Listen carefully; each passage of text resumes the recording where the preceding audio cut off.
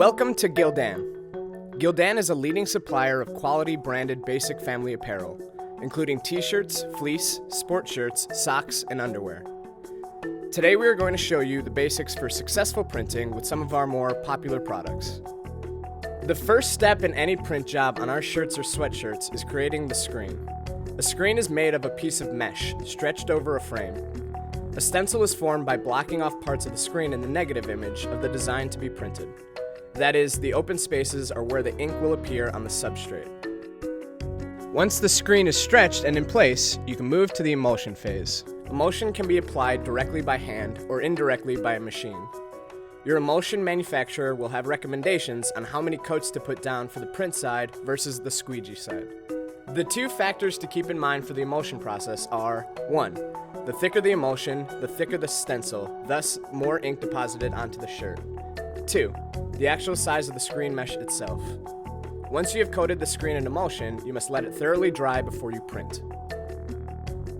The next step is to get your design onto the screen. There are different ways to approaching this. You can print to film using a printer, take the film and tape it to the screen, then seal that film to the emulsified screen using a vacuum process. Once the film is adhered to the screen is exposed to a high-intensity light source that burns the design into your emulsion. Check with your manufacturers to get their recommended exposure times, as it varies by emulsion. It is highly recommended to do a few exposure tests to ensure you have the right process in place for your materials. The other method is printing the design direct to screen. In this method, you can skip the vacuum process, which saves a bit of time and money. Once your design has been burned into the emulsion, you'll need to rinse off the screen, washing away the shapes of your design, essentially creating a stencil for the ink to pass through later. You're almost ready to start printing. You'll want to tape off the screen and frame to prevent any unwanted ink from leaking. Remember to keep in mind what kind of inks you are working with and what kind of processes you will be adding to your garments. Water-based and plastisols are the two most common inks one would work with. Plastisol inks are a solvent-based ink that can sit on a shelf forever. Once they're mixed, they will keep their color and vibrancy and never cure, unless they are hit with heat. Water-based inks can dry out and will dry in your screens, so always take care when using them. It is recommended to use water-based inks on lighter colored shirts. When using on darker shirts, issues of fading and bleeding can sometimes occur. Mix all your inks based on manufacturer recommendations. There are many recipes out there for ink making, and it can be done manually or by machine. The machines shown here use precise weight measurements to get incredibly accurate to Pantone colors. Your prep work is done. Now it's time to set up for printing. Make sure you set up all your screens and make sure they are in registration. This can be done by eye or by using grid marks and locking down the screens. The number of screens you use will depend on the number of colors for the job, the kind of processes you are adding to the garment, the color of the garment, and the material the garment is made from.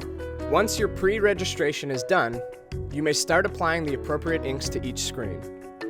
When the ink is on the screen and ready, a squeegee will help push the ink through the screen and the openings you created earlier and transfer the ink directly to the garment. This can be done manually with a hand squeegee or by machine with the use of a flood bar.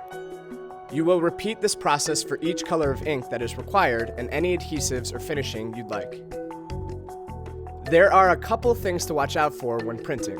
One of the most misunderstood processes is printing on polyesters. Inks tend to bleed more on polyester garments, both 100% and 50-50 blends. Red fabrics bleed especially bad. Blues also prove to be tricky. It is recommended to put down a poly blocker on your first screen and then flash drying it.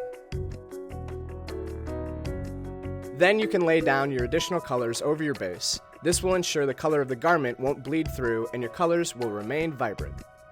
Using poly performance inks is absolutely necessary, but it's not enough. If you don't use a blocker, then bleed through is likely to occur. When a shirt has finished receiving all of the ink and/or adhesives, it is removed from the press and cured in a dryer. This helps set the ink in place and prepares the garment for its finishing, if necessary.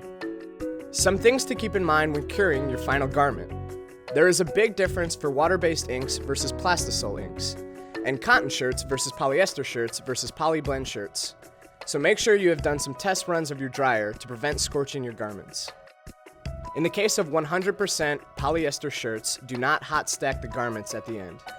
The heat will have an adverse effect on your design. Doing a little work on the front end and speaking to the manufacturers of your inks will go a long way to delivering the best quality print on the best quality product. Visit mygildan.com for more tips, tricks, and information about all things Gildan.